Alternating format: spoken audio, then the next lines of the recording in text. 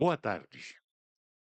Damos sequência agora, no novo dia, à série de entrevistas com os candidatos, no caso hoje uma candidata a vice-prefeito de Jundiaí.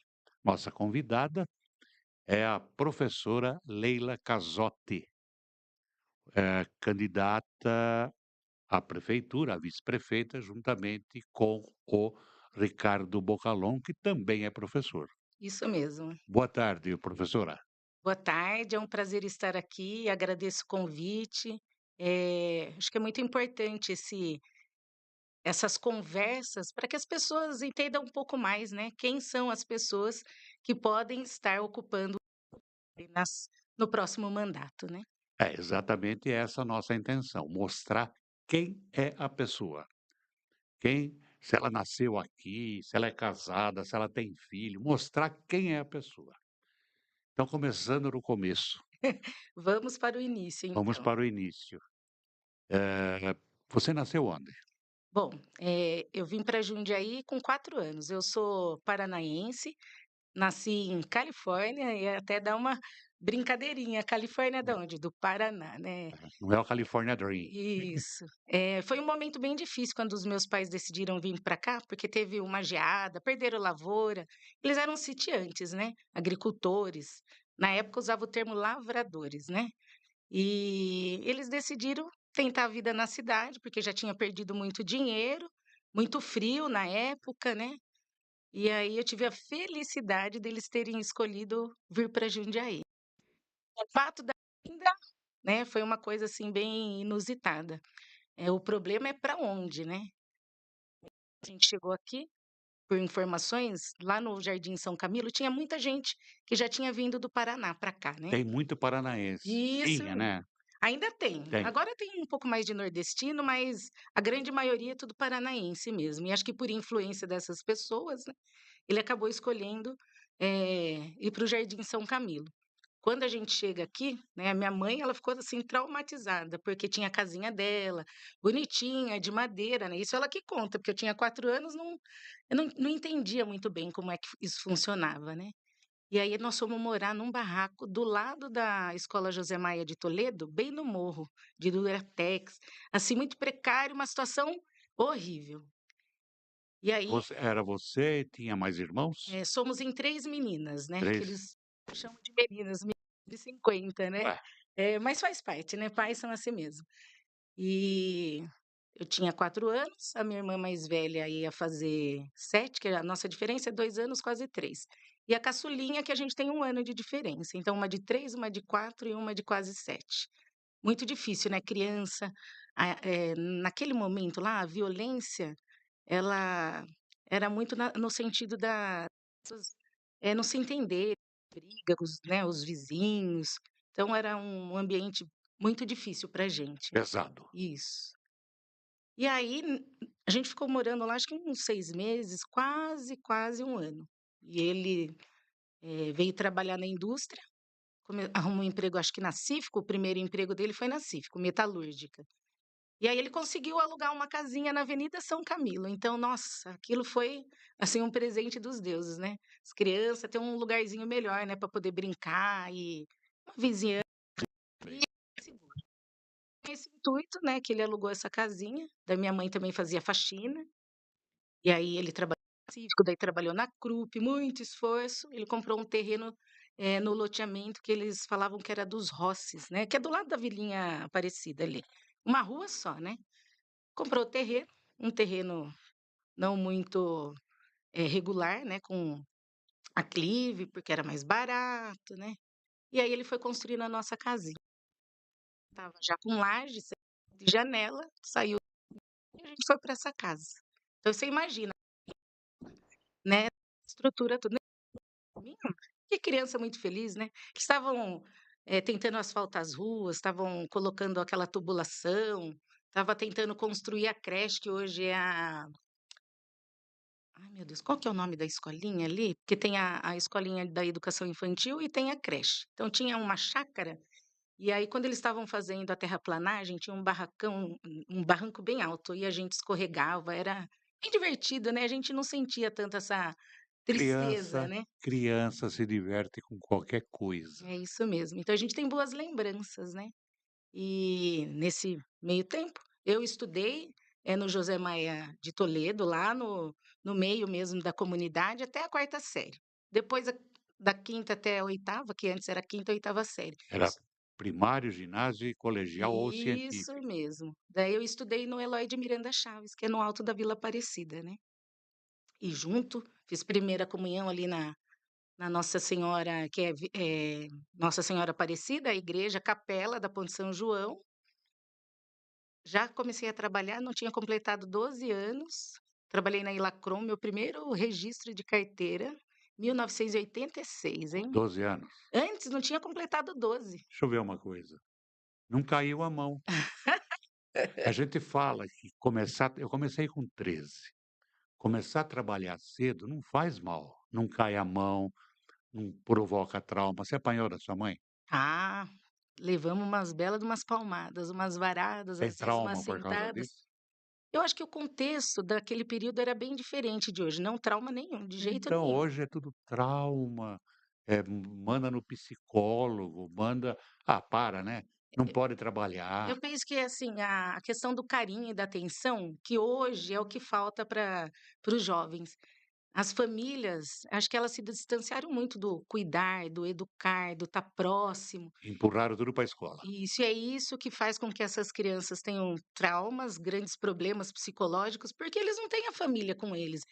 Apesar de ter um pai ou uma mãe, ou os 2 ou estar com os avós, essa proximidade do carinho, acho que na maioria das famílias, principalmente, desses lares que não estão bem estruturados, as crianças sofrem mais e eles têm mais traumas, né, nesse sentido que eu vejo.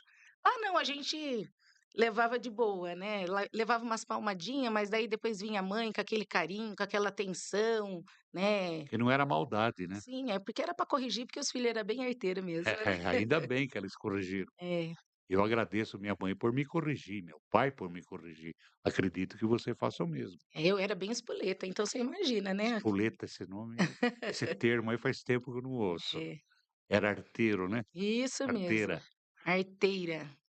Bom, aí você terminou, que hoje seria o ensino médio, é? Isso, ó, nesse período que eu estava no ensino médio, né, fiz a primeira comunhão, participei da comunidade de jovens, a Grucan, que é da Vila Aparecida.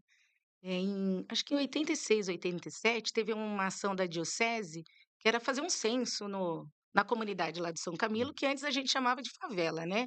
Eu falo que a gente tem que evoluir, né, nesse sentido, né, a comunidade, né, quantas pessoas moravam ali, as condições, necessitavam de alimentação, de cuidado, de emprego, tinha um trabalho bem bacana, que as crianças eram todas desnutridas, aí tinha as senhorinhas da comunidade que faziam uma mistura de casca de ovo com, mandioca para aumentar, né, Proteína. isso, a pesagem das crianças que eram todas desnutridas. Então, eu lembro disso e era muito significativo, isso me tocou muito, porque o quanto a gente precisa, né, ter esse olhar para o outro, mesmo vivendo em situações semelhantes, a gente pode contribuir para que o outro também ele consiga, né, melhorar a vida dele, cuidar dos filhos dele, tentar nutrir, né.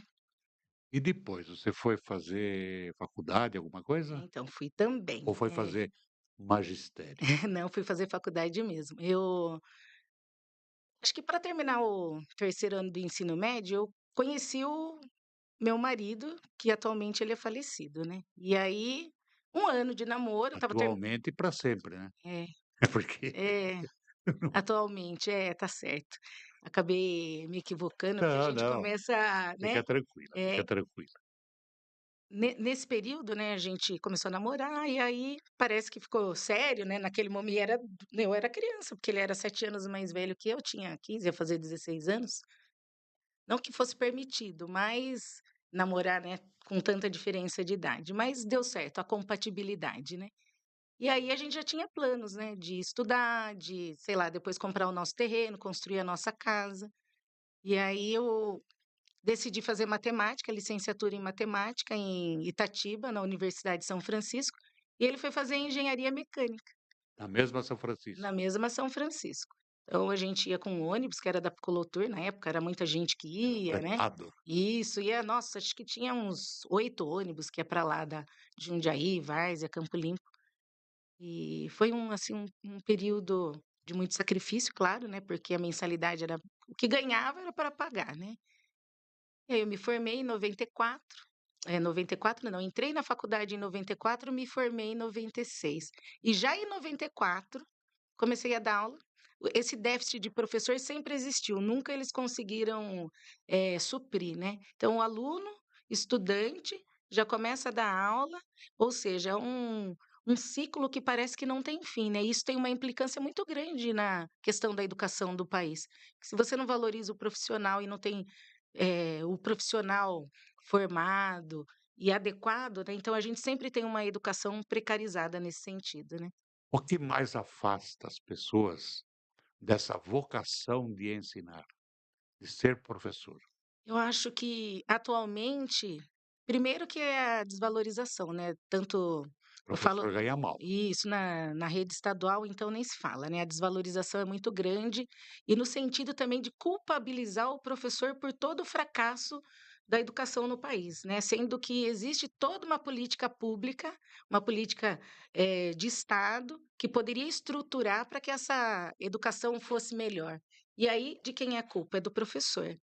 Além disso, a gente tem os problemas sociais, e isso desencadeia tudo dentro da escola, infelizmente, né, a violência, doméstica, né, isso tem uma influência dentro da Os sala de maus aula. exemplos, né. Isso, e, no sentido das crianças também, eh, elas não conseguirem aprender, porque elas são violentadas dentro de casa. Então a gente tem os 2 lados, a criança que dá trabalho na escola por N motivos e os exemplos que elas têm, mas as crianças também que são violentadas dentro da própria casa, e aí essa criança ela tem muito trauma, ela não acompanha, ela não se desenvolve.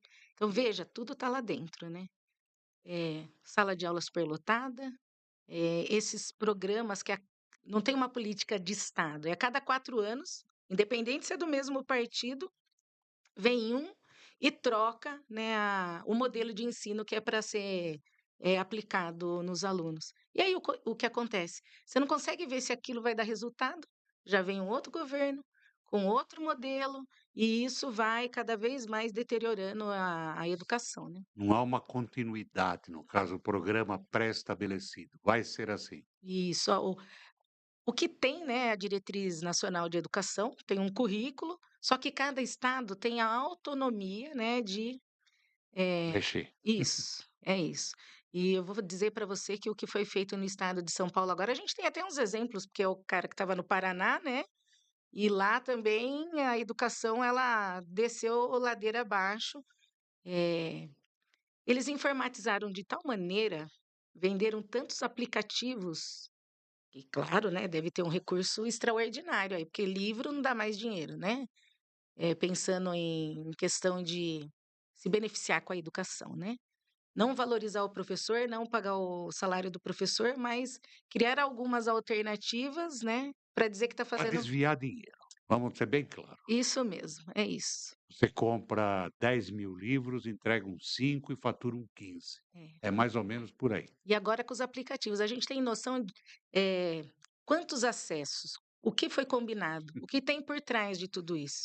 E você imagina que as crianças estão tão estressadas e os professores também, isso vai entrar na questão das doenças mentais que, acho que dos últimos anos, assim, está gravando demais. Doenças oculares Sim, também. é. Um médico renomado, ele inclusive atende no Braille aqui em Jundiaí, ele falou uma coisa não baseado no achismo. Ele falou: "Daqui 15, 20 anos, todas as crianças serão míopes, por causa de Das telas, é celular, isso tela". mesmo. Então tem o caso da saúde mental, da saúde Física mesmo, física né? dos olhos, né, e não aprende nada, porque é muito mais fácil você brincar com o celular, com o computador, do que estudar. É o que está faltando hoje, eu falo que é o sabe o tempo do amadurecimento, da reflexão para o aprendizado, porque tudo que é instantâneo, você vai lá fazer uma pesquisa, mas não fixou, né, não aprendeu. Então eu acho que se a gente conciliar as coisas, dá certo. O problema é esse atropelo, né, de tecnologia, de atividades. Imediatismo. Isso mesmo. E aí não fixa o conhecimento. E os índices não vão continuar melhorando, porque não adianta você aplicar a prova a cada 45 dias nessas crianças, elas não conseguem fazer a leitura, é tudo em slide, então eu acho que a gente empobreceu a educação, tentando mostrar que a gente está enriquecendo a educação com a questão da tecnologia. Países de primeiro mundo, como Finlândia, está voltando atrás, que o aluno tem que voltar a escrever, que ele tem que voltar a dialogar, raciocinar, pensar, atividades lúdicas, né? Lá eles já viram que não deu certo, e aqui a gente está fazendo o caminho contrário. Mesmo já vendo os resultados negativos, a gente está fazendo a mesma coisa. Por isso que eu falo que o intuito é mais financeiro do que pensar que por meio da educação a gente transforma a história do nosso país, né. Bom, você como professora deve ter provas, cabais todos os dias, a letra. Ninguém mais escreve direito. É um garrancho e tudo errado. Depois que um certo ministro da educação falou que o importante era entender, independentemente de como fosse escrito, o esculhambou geral. É, e um presidente também anterior que ler livro não é importante, né. Não, Então, olha que ponto nós chegamos, né, de eleger pessoas que enganam com a sua formação, compraram diplomas, né, que foi um horror isso no país. Um presidente da república dizer que ler não é importante, então, que tipo de povo a gente quer para o nosso país, né? Povo que infelizmente, massa de manobra de uma sociedade e que eu falo que é um modelo de escravidão, não naquilo que a gente já vivenciou, mas é um modelo de mas é uma escravidão. escravidão pior. Isso. É muito pior esse tipo de escravidão. É porque a pessoa não sente que ela está sendo escravizada, Não, né, nesse sentido, porque lá ele sabia, então ele conseguiu ele fazer tinha um movimento para poder, se eles ti tornar livres. eles E tinham hoje, né? consciência da escravidão. Hoje Isso. não, hoje As pessoas não sabem que são escravas desse você é sistema, né. escravo do banco, porque não tem mais bancário. Você que tem que se virar com a sua senha, com o aplicativo, com cartão, com Pix e tudo mais. Então não precisa do bancário, você passou a ser escravo do banco. Você é escravo do comércio. Ai de você se você não comprar um presente de Natal. É escravidão isso aí. Quer dizer, eu tenho que comprar? É necessário comprar, Eu né? tenho que comprar bacalhau na Páscoa? Eu acho que não, nem no fim do ano. Mas a gente se torna escravo desse consumismo, desse modo de vida. Então, não há consciência de escravidão. É uma coisa que está anestesiada. Eu acho que daí isso, eh toda essa situação é o que a gente está vivendo com relação a tudo, né, as pessoas, como elas não têm consciência e não têm conhecimento, elas não participam da vida política, para elas tanto faz, há eu não sei se é desinteresse, se é uma apatia, ou se realmente é achar que o Estado não tem responsabilidade com relação ao processo da vida das pessoas, viver em sociedade, ter uma cidade acolhedora para todos, independente do nível social de cada um, que todos possam viver com qualidade de vida, que as crianças sejam bem atendidas nas periferias, né, as mães, os jovens. Então parece que as pessoas, elas estão muito egoístas nesse sentido de achar que a gente pode viver isoladamente, né, É, cada um na sua bolha, né. o pessoal está muito alheio à política, porque não entende a importância. Sou obrigado a votar. Você devia agradecer, é um direito seu você poder escolher alguém. Tudo bem se o TSE, depois o Xandão, sei lá eu quem, manobrar, é outra história. Mas você foi lá e votou, você escolheu, então você tem direito a reclamar. Mas hoje, tanto faz. Tem gente que arruma atestado, dá mais trabalho arrumar um atestado no dia Da eleição. da eleição do que ir votar. Mas daí você acha que isso não tem a ver com esse processo da valorização da educação no país? Sim, Porque é todo um plano arquitetado, né. tudo começa com a educação. Não existiria advogado, engenheiro, não existiria ninguém se não fosse. Se a educação não funciona no país, nada funciona, porque daí a pessoa não tem conhecimento, não consegue entender que a política faz parte do nosso cotidiano, a criança faz política quando ela chora para pedir o leite para a mãe e assim vai, né. Então viver é um ato político. Sim, E as pessoas precisam entender que, eh ser politizado, é um processo de poder entender: "Ah, eu não gosto de falar de política porque tem a politicagem". Então vamos separar, né, politicagem é uma coisa e política é outra, e a gente precisa conversar sobre essas coisas. A gente precisa desmistificar isso. Eles falam isso do futebol: "Ah, não se discute futebol, não se discute religião", mas será que se respeita o futebol que cada um escolheu torcer? Ou futebol se discute sim, ou a religião que cada um escolheu seguir, então, tá bom, não se discute, mas respeita, então a sua não é mais importante do que a do outro, né.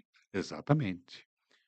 Você no seu tempo de estudante, você ia em biblioteca, gabinete de leitura para fazer pesquisa, copiar no caderno? Não tinha Ah, Google, né? não, imagina que Google, malemar um livro didático, eu acho que a gente tinha que comprar, porque não tinha mochila, nada, né, era Não tinha merenda, não tinha nada. aquelas pastas, onduladas de elastiquinho, tinha que durar o ano inteiro, né. Sim. E aí de perder o lápis também, porque se perdesse o lápis não tinha outro, né. Você se lembra o que que era a lapiseira primeiro?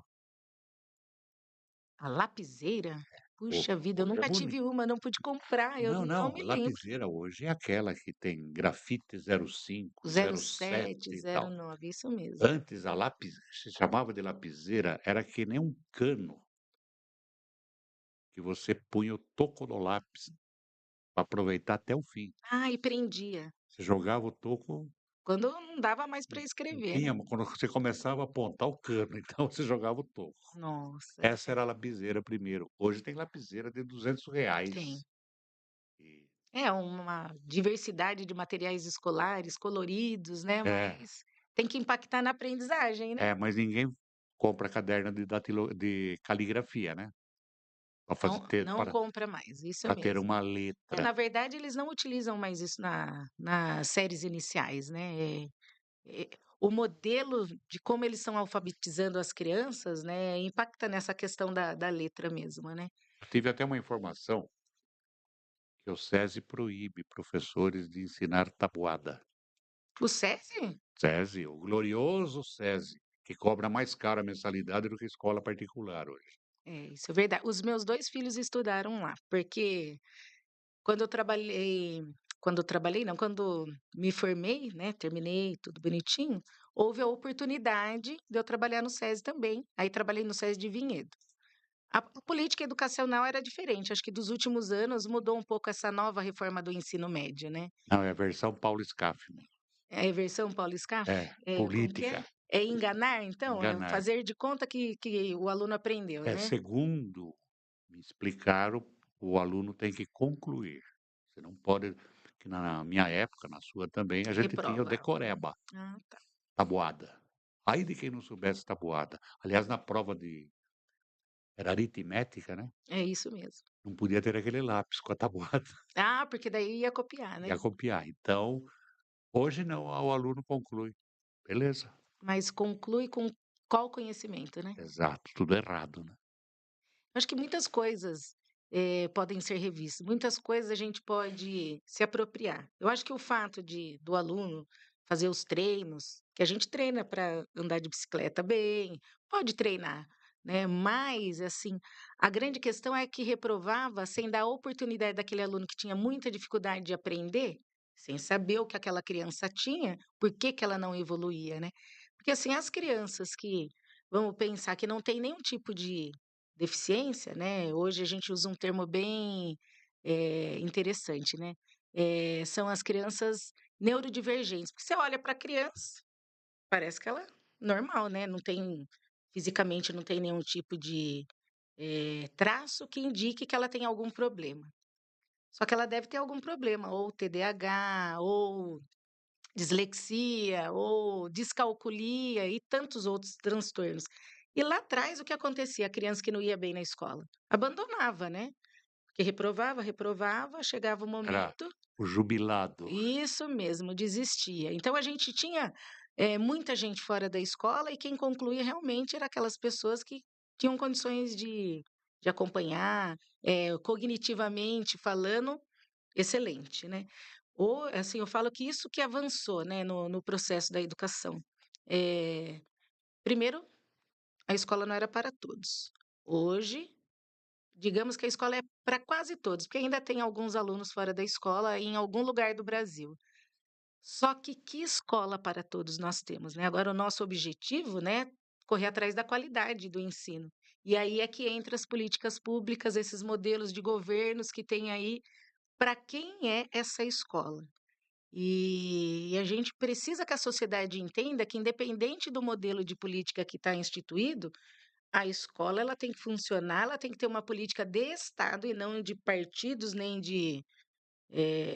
de grupos, né, de empresas interesseiras, para que As Estácios da vida? para que a o país evolua de verdade, para que a gente consiga fazer a diferença. E aí sim as pessoas vão entender o quanto é importante escolher os seus, governantes, para que a gente tenha qualidade de vida mesmo e a gente possa viver tranquilamente, com segurança, com mobilidade urbana, né, Estabilidade financeira. financeira, com trabalho, né, não importa Exato, qual profissão cada um escolha, né. exato. É isso. Bom, aí você foi dar aula no estado uma época, né? Fui uma época não, na verdade eu estou ainda no estado. Ainda está. Eh Como eu disse, lá em 94 mesmo, eu trabalhava na Casa Brasil de Esportes, que era do seu Abílio, não sei se você chegou a conhecer o seu Abílio.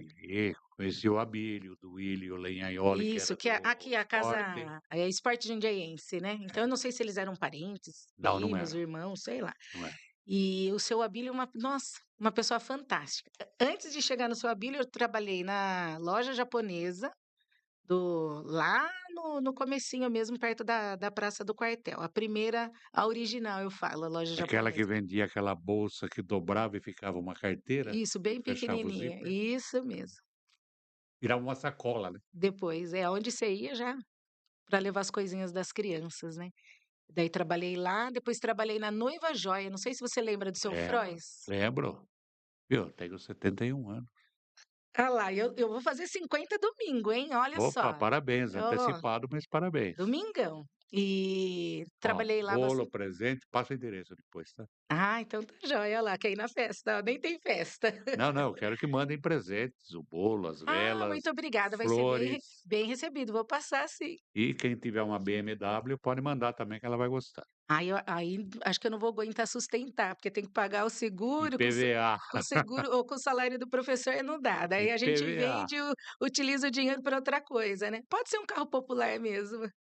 Então, e aí, passei por esse processo todo, daí fui trabalhar na Casa Brasil de Esportes. Já estava lá um ano mais ou menos, e entrei na faculdade. No meio do ano, foi uma diretora chamada Isabel Biasi. Ela era lá do Rafael de Oliveira, no Medeiros. Escolinha bem na Baixadinha Pequena. E ela foi comprar bola, né, para aula de educação física. E conversa vai, conversa vem, né, sabe como é vendedor de loja, né? Não fala, né? Não, quase nada. Aí acabei perguntando assim para ela: "Tá precisando de professor de matemática na sua escola?" Imagina, fazia 6 meses que eu estava na faculdade, né.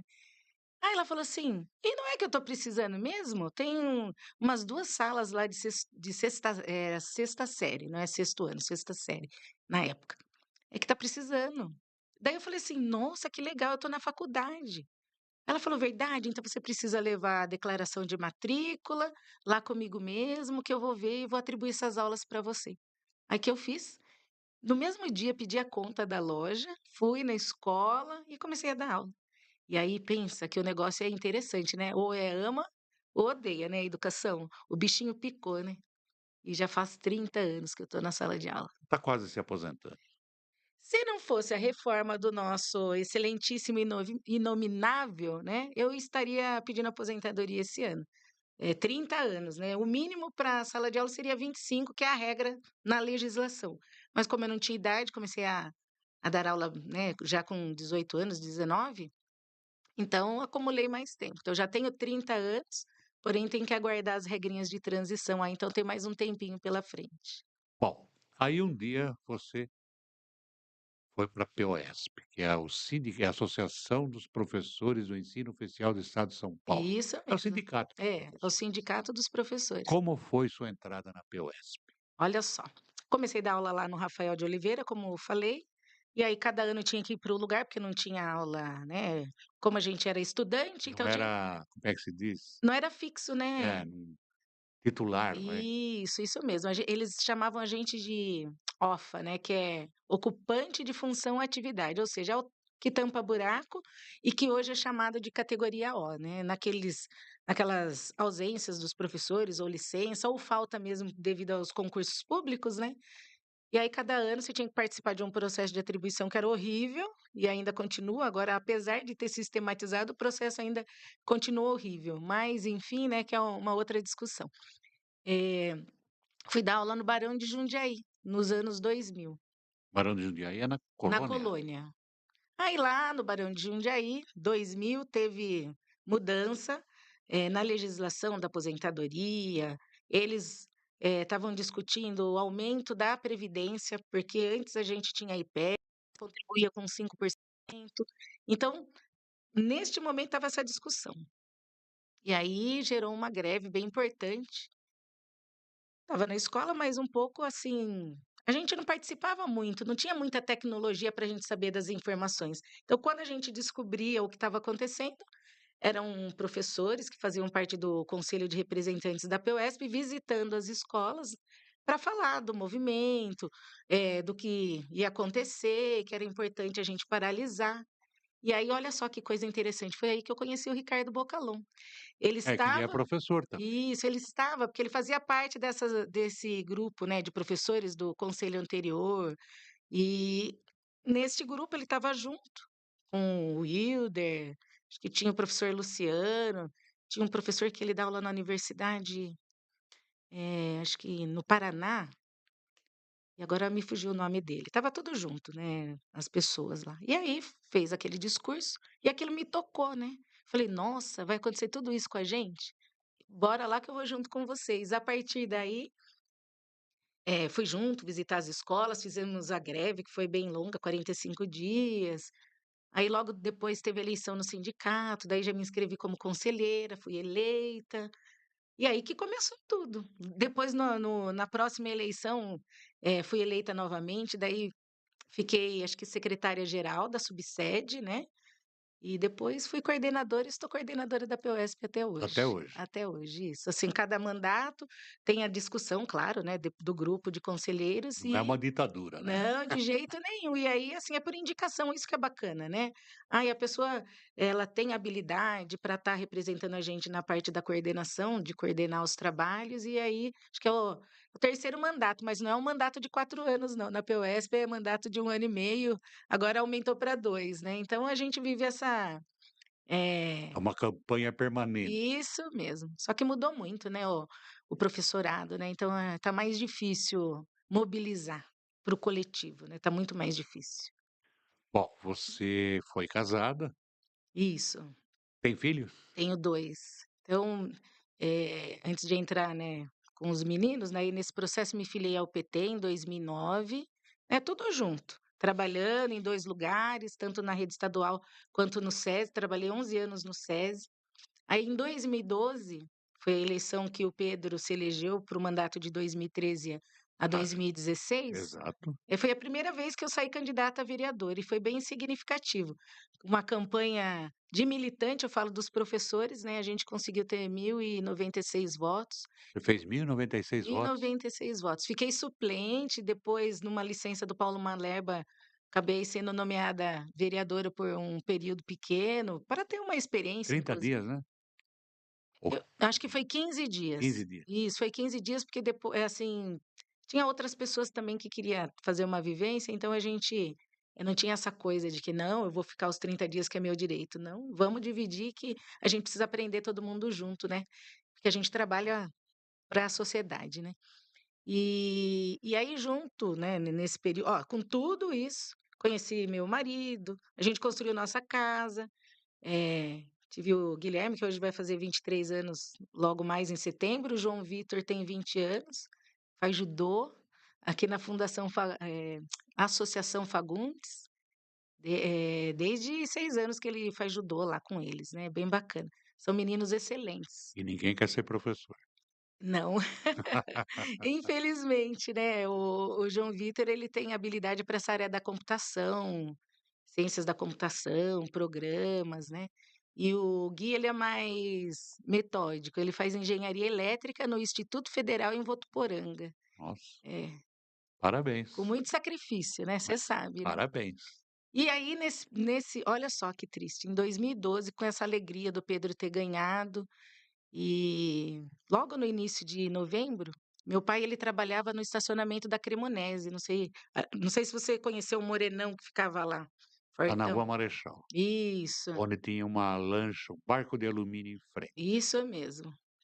Ele trabalhou lá com eles acho que uns 10 anos mais ou menos, depois que aposentou da Cífico, né. E aí ele saindo um dia do trabalho, lá em 2012, na primeira, né, dia primeiro, foi dia 1º de novembro isso. Infelizmente, não sei, a gente não sabe explicar se tentaram assaltar ele, se confundiram ele com alguém, e aí ele acabou sendo levando um tiro, né, ali na entradinha da Rua Lima. Então isso foi muito, nossa, é trágico pra gente, né, porque ele era uma figura muito especial, pai carinhoso, é só uma licencinha. Ai. Fica tranquila. A gente se emociona, né. Ah, e o ar tá seco também, né. E pra gente foi muito difícil, né, 3 meninas, minha mãe, ele tinha 62 anos, mas bola pra frente, né. A vida continua. Isso mesmo. E aí, é pena que ele não viu estar trabalhando no governo, porque, assim, ele foi assim, um animador, sabe, na campanha, ele falava com as pessoas: "Ai, minha filha é candidata", pensa, né, num orgulho, né. Fui a primeira a fazer faculdade, então ele tinha, assim. Preço, Isso mesmo. E apoiava, mesmo que eu falo que fazia estripulia até depois de adulta, porque tomava essas decisões e depois todo mundo tinha que ajudar, né, nesse sentido, né. E aí em 2013, nesse período, eu fui convidada para trabalhar na biblioteca pública, para ser a diretora da Nelson Foote. No começo eu falei: "Nossa, eles poderiam, sei lá, tantas outras pessoas", eh no sentido de não do conhecimento, porque sou professora, entendo, mas assim desse envolvimento na política mesmo, né. E aí eu fiquei assim bem feliz, né, porque tantos nomes, tantas pessoas, né. E aí foi um trabalho maravilhoso, sabe. A gente trouxe projetos muito significativos para Nelson Foote, aumentou o número de funcionários, a biblioteca começou a abrir das 8 às 10 da noite. Trouxe Construímos a Gibiteca, que é Gedeone Malagoia, aquele, escritor da cidade, que a gente foi procurar até descobrir, jundiaiense, né, por isso que tem o nome dele. Outros projetos muito significativos, então foi, assim, um período bem bacana. E aí, logo depois, né, 4 anos depois, no fim do mandato do Pedro, eu fui receber uma homenagem na Câmara, que era Dia da Internacional da Mulher. aquela medalha Clara Zatin, é, né. E nesse dia, o meu marido começou a sentir uma dor, deixou minha mãe lá, porque eu tinha saído do trabalho, então a gente fez uns combinados. Você levar minha mãe, as crianças, que não eram tão crianças mais, né, 11, 12 anos, né. E aí ele deixou minha mãe com a minha irmã lá e os meninos, e foi para o São Vicente, que estava com dor, com dor, com dor. Bom, internaram ele lá para tomar um soro, uns remedinho. Voltou para casa e eu fiquei chateada com ele aquele dia, eu falei: "Nossa, vou ser homenageada", e ele não veio e eu nem sabia que ele estava lá passando mal, né. E aí depois no dia seguinte, como tomou muito remédio, a dor tinha escondido. Aí na quinta-feira, começou a passar mal de novo e nem vou falar porque, ai, muito triste. Bom, resolveram internar ele, porque os indícios nos exames, né, de urina, tinha que internar. Aí resolveram fazer uma tomografia, que foi feita no sábado de manhã, essa demora, né. Olha, da quinta foi fazer a tomografia no sábado. Aí eles detectaram um tumor no intestino, estava obstruindo, tinha que fazer cirurgia de urgência, e aí fez a cirurgia, aí detectou um tumor maligno, fez cirurgia, fez 5 sessões de quimioterapia, e ele acabou falecendo, olha, a gente descobriu, né, vamos pensar do 13 de março, que foi a cirurgia, ele faleceu 30 de maio do então para a gente foi, muito doloroso, sabe, para os meninos, porque ele era um pai muito presente, né, me ajudava muito, né, porque tá na política, tá na escola, tá trabalhando e ele Companheiro, de fato. isso mesmo, companheiro. Então para a gente foi muito difícil. E a gente, com muita coragem, segue a vida, né. A vida continua. Isso mesmo, isso já faz 8 anos, então vamos que vamos, né. Leila, para encerrar o nosso papo, hã, você é professora dedicada à educação, Isso. pela sua história de vida, aí você não está lá por brincadeira. O Ricardo Bocalon também é professor, e bem ativo. Eu suponho que vocês, eleitos, deverão, dar mais ênfase à educação no município. Estou correto ou estou falhando? É, não, você está correto, porque na verdade, assim, a educação é prioridade, né, educação, saúde, a mobilidade da cidade, a questão das moradias populares, porque as pessoas precisam enxergar, né, que quem está lá na à margem, né, nas periferias, elas estão sofrendo muito. Então, é assim, é o foco na educação, porque a educação ela é o carro-chefe, né, nesse sentido da gente melhorar vida das pessoas mesmo, né, por meio do trabalho, por meio da formação, e fazer esse integrado, porque as crianças ficam muito ociosas, e a gente tem muito equipamento público na cidade que pode ser útil, né, que funcione, né, com escolinhas ou de teatro, ou de dança, ou de música, que esses pais tenham condições de levar essas crianças para fazer essas atividades. A gente tem muito equipamento que está abandonado, né, falta de segurança, e aí aumenta a ociosidade do jovem e ele vai para onde? Para onde é mais fácil, acaba se envolvendo, No eh, tráfico. isso com a marginalidade. Então eu acho que, eu acho não, eu tenho certeza disso, que, ativando, né, esses fazendo o integrado da educação com os centros esportivos, com a cultura, a gente, vai caminhar e a gente vai fazer uma Jundiaí melhor para todo mundo, né. Com relação aos outros equipamentos, porque a gente pensa assim: "Ah, cidade que é o mundo, né, a cidade das crianças". Cidade de quais crianças, né? Quais crianças são beneficiadas nisso? Quando a gente pensa a cidade das crianças, a gente tem um problema muito sério aqui com a inclusão dessas crianças, que não tem esse olhar: "Ah, vamos construir um centro de referência de autismo", mas não é só autismo, né. Nós temos crianças com deficiência intelectual, com diversos transtornos. A gente, visitou muitas entidades, vendo que eles cortaram convênios essenciais para as famílias poderem levar as crianças para esses convênios, a TEAU, a Marati, no próprio São Camilo tem uma entidade lá dentro que provavelmente em setembro vai fechar se não conseguir nenhum recurso, e é a única entidade que ainda faz um trabalho com as crianças lá, ou seja, se elas não estiverem lá, elas vão estar na onde? Na rua. É isso. E E assim, o jundiaiense ele precisa, perceber, que a gente tem 2 candidatos que representam o mesmo projeto. Não sabemos o porquê, mas eles estão brigadinhos, né, eu vou usar esse termo. Estão brigadinhos, disputa de poder, a gente sabe. Eh, a oposição de verdade é com a gente é a oposição. Por quê? Porque a gente tem o olhar para o ser humano e para a sociedade. Então eu sou uma ativista da educação, eu sou filiada ao PT, defendo as bandeiras, as pessoas podem, discordar ou não, mas é o PT que tem um olhar para o cidadão, para aquele que é mais pobre, para aquele que mais precisa. E não é sentido de dar nada para ninguém não, porque ninguém ganha casa própria, ela paga a casa dela. É isso que tem que ficar claro: "Ai, minha casa, minha vida", eles ganham as casas, dão tudo para eles. Não, eles têm que pagar com o salarinho deles, né. eu vou até fazer um adendo aí, se você permite. Isso é um ensinamento capitalista. O Henry Ford, lá nos anos 1900 e bolinha, quando ele começou a fabricar em série, começou a linha de produção, a primeira coisa que ele fez foi dar oportunidade aos seus operários, salário melhor, para eles comprarem seus carros, terem suas casas e trabalharem contentes. Então, eu acho que ele fez uma política de inclusão, ou seja, não adianta a gente ignorar o que não tem nada, Porque se ele não tem nada hoje e você não der a oportunidade, ele não vai poder trabalhar para você, ele não vai poder te ajudar, ele não vai poder ajudar a construir nada.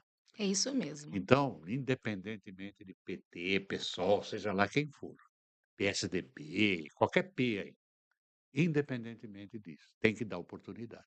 Isso, é oportunidade, acompanhar, orientar, porque tem essa historinha também, né, as pessoas falam: "Ah, vocês dão a tem que dar a vara para pescar". Tá bom, tem que dar a vara, mas tem que ter o lago e dentro do lago tem que ter peixe. Que, né, tem que ensinar, não pode dar nada. Então, acho que tem que desmistificar isso. E quando a gente olha para aqueles que mais precisam, toda a sociedade avança, porque aí você vai ter menos problema com a segurança pública. Mais profissionais qualificados, Isso mesmo, vamos ter menos problemas com a saúde, porque as pessoas vão ter o autocuidado. Então veja que é assim, é tudo entrelaçado. E o nosso programa de governo, o nosso projeto é com esse olhar mesmo, porque cuidar do jundiaense, né, cuidar da cidade é cuidar do jundiaense e das pessoas que transitam por aqui, para todo mundo. Então esse é o nosso objetivo. ok. Eu agradeço sua atenção, o seu tempo, sua presença. Espero que você volte aqui mais vezes para falar de APUESP, se for vice-prefeita, para falar da prefeitura, se precisar meter o pau no governo por causa do baixo salário do professor, tá tudo o microfone aberto aí, tá? Eu agradeço e nós vamos vir sim. Por favor. Assim, se for vice-prefeita, pode ter certeza que eu vou ser uma vice-prefeita que vai estar colada, acompanhando tudo. Tá É que bom. esse é o nosso objetivo, Que bom, tá bom? Muito tá bom. obrigada mesmo. E é isso, disponha sempre. Essa foi a professora Leila Casotti. Ela é candidata a vice-prefeito na chapa de Ricardo Bocalon, do PSB. A professora é do PT. E amanhã, às 15 horas, vamos encerrar essa série com a entrevista com o candidato Ricardo Benassi. Até lá e muito obrigado.